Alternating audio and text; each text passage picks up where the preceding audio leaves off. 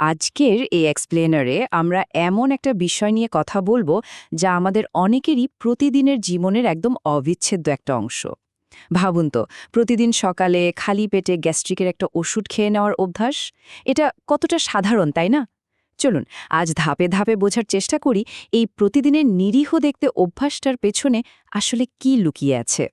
চলুন একদম সরাসরি মূল কথায় চলে যাই। আমাদের আশেপাশে একটু খেয়াল করলেই দেখবেন অসংখ্য মানুষ সকালে ঘুম থেকে উঠেই সবার আগে একটা ছোট্ট ক্যাপসুল মুখে দিয়ে দিন শুরু করছেন।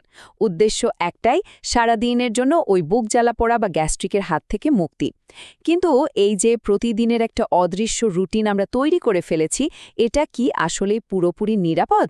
এই ভীষণ গুরুত্বপূর্ণ প্রশ্নটা দিয়েই আজ আমরা আমাদের আলোচনা শুরু করছি। আমরা গ্যাস্ট্রিকের জন্য সাধারণত যে ওষুধগুলো খেয়ে থাকি তার মূল ভিত্তি হল পিপিআই বা প্রোটন পাম্প ইনহিবিটর।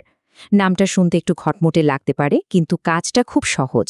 এগুলো মূলত এমন এক ধরনের ওষুধ যা আমাদের পাকস্থলীতে অ্যাসিড তৈরির পরিমাণটাকে ম্যাজিকের মতো কমিয়ে দেয়। তো চলুন দেখি আসলে এগুলো ঠিক কোন কোন ওষুধ। এই নামগুলো আমার ধারণা আপনাদের সবারই খুব পরিচিত।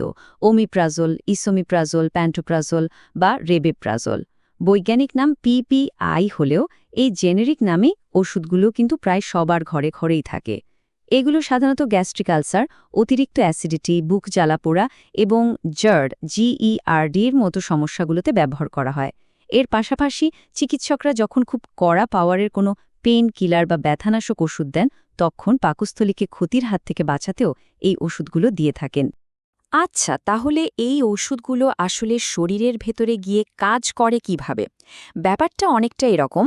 প্রথমত, আমাদের পাকস্থলীতে প্রোটন পাম্প নামের অসংখ্য ছোট ছোট অংশ থাকে, যাদের কাজই হল অ্যাসিড তৈরি করা। দ্বিতীয় ধাপে যখন আমরা একটা পিপিআই ওষুধ খাই, সেটা সরাসরি গিয়ে ওই পাম্পগুলোর সুইচ অফ করে দেয়, মানে কার্যক্রম ব্লক করে দেয়।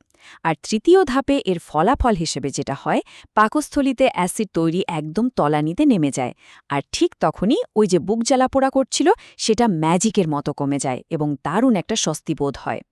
এবার একটা প্রচলিত ধারণাকে একটু পাল্টে দেওয়া যাক। আমরা সাধারণত পেটের অ্যাসিডকে খুব খারাপ বা ভিলেন হিসেবেই ভাবি, তাই না? কারণ ওই যে একটু বেশি হলেই বুক জ্বালাপোড়া শুরু হয়। কিন্তু অবাক করা বিষয়টা হলো, স্বাভাবিক মাত্রার অ্যাসিড কিন্তু শরীরের জন্য ভীষণ ভীষণ জরুরি। এটা আসলে আমাদের শরীরের এক ধরনের অঘোষিত হিরো বা রক্ষাকর্তা। এই অ্যাসিড শুধু যে খাবার হজম করতেই সাহায্য করে তা নয়, বরং খাবারের সাথে পেটে ঢুকে পড়া ক্ষতিকর জীবাণুগুলোকে ধ্বংস করার মতো একটা দারুণ কাজও করে। তাই মাসের পর মাস অ্যাসিড তৈরি পুরোপুরি কমিয়ে রাখলে শরীরের এই স্বাভাবিক প্রতিরক্ষা ব্যবস্থা মারাত্মকভাবে ভেঙে পড়তে পারে। চলুন দেখি এই অ্যাসিড কমে যাওয়ার দীর্ঘমেয়াদী প্রভাব পুরো শরীরের ওপর ঠিক কিভাবে পড়ে। পাকস্থলীতে পর্যাপ্ত অ্যাসিড না থাকলে আমাদের শরীরের পুষ্টি শোষণের স্বাভাবিক যে চক্রটা আছে, সেটা একেবারে ভেঙে যায়। ধরুন, অ্যাসিড কমে গেলে ভিটামিন বি12 শোষণ অনেক কমে যেতে পারে। এর ফলে কি হয়? শরীর দুর্বল লাগে, হাত পায়ে ঝিনঝিন করে, মাথা ঘোরে, এমনকি স্মৃতিশক্তিও দুর্বল হয়ে আসতে পারে। এরপর ধরুন ম্যাগনেসিয়ামের কথা। এর মাত্রা কমে গেলে মাংসপেশিতে টান পড়া বা ক্র্যাম্প, অতিরিক্ত দুর্বলতা, এমনকি কিছু কিছু ক্ষেত্রে হার্টের ছন্দের বা হার্ট রিদমের সমস্যাও হতে পারে। আর ক্যালসিয়ামের শোষণ কমে গেলে তো হাড় দুর্বল হওয়ার ঝুঁকি অনেক গুণ বেড়ে যায়। ভাবুন একবার, একটা ছোট্ট পরিবর্তন কিভাবে পুরো শরীরে একটা ডোমিনো এফেক্টের মতো প্রভাব ফেলে। বিষয়টা কিন্তু সত্যিই চিন্তার। আর এই নেতিবাচক প্রভাব কিন্তু এখানেই শেষ নয়। দীর্ঘদিন ধরে একটানা পিপিআই ব্যবহারের আরও কিছু বেশ মারাত্মক ঝুঁকি রয়েছে। বেশ কিছু আধুনিক গবেষণায় দেখা গেছে, দীর্ঘদিন এই ওষুধ ব্যবহারের সাথে কিডনি ইনজুরি বা কিডনি ক্ষতিগ্রস্ত হওয়ার একটা গভীর সম্পর্ক রয়েছে। এছাড়া একটু আগেই আমরা আলোচনা করছিলাম যে পাকস্থলীর অ্যাসিড জীবাণু ধ্বংস করতে সাহায্য করে, তাই না? তো যখন এই অ্যাসিডের প্রাকৃতিক বাধাটা শরীরে আর থাকে না, তখন খুব স্বাভাবিকভাবেই নানা ধরনের ইনফেকশন বা সংক্রমণের ঝুঁকিও আমাদের অনেক বেড়ে যায়। এই পর্যায়ে এসে আপনাদের মনে হতে পারে, তাহলে কি গ্যাস্ট্রিকের ওষুধ খাওয়া একেবারেই বন্ধ করে দিতে হবে? একদমই না, ঘাবড়ানোর কিচ্ছু নেই। বাস্তব সত্য হল, পিপিআই চিকিৎসা বিজ্ঞানের অন্যতম কার্যকর এবং বহুল ব্যবহৃত একটা ওষুধ।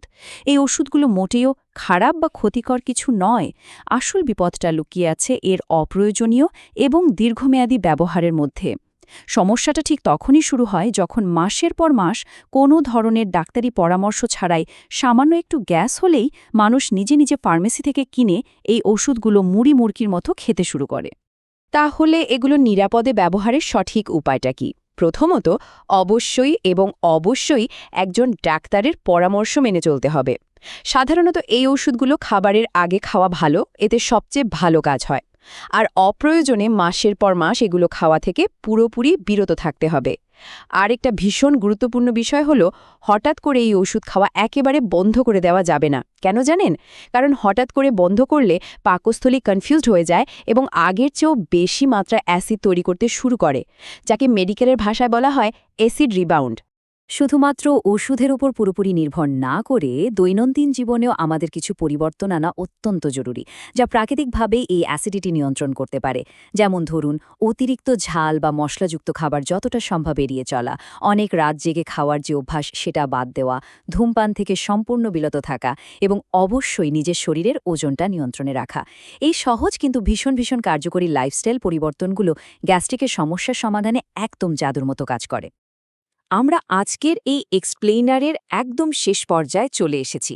একবার ভাবুন, একটা ছোট্ট ক্যাপসুল যা আমাদের হয়তো সাময়িক বা তাৎক্ষণিক আরাম দিচ্ছে ঠিকই, কিন্তু ভুল বা অতিরিক্ত ব্যবহারে এর যে দীর্ঘমেয়াদী ক্ষতি করার ক্ষমতা, সেটাকে কি আমরা একটু বেশি অবহেলা করে ফেলছি না?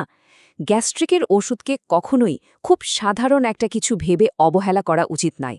যে কোনো ওষুধ ব্যবহারের আগে আমাদের সবারই আরেকটু সচেতন হওয়া এবং সঠিক নিয়ম মেনে চলা খুব জরুরি। আজকের এই বিশ্লেষণে আমাদের সাথে থাকার জন্য অনেক ধন্যবাদ। আশা করি এই তথ্যগুলো আগামীতে আপনাদের সুস্থ জীবনের জন্য সঠিক সিদ্ধান্ত নিতে দারুণভাবে সাহায্য করবে।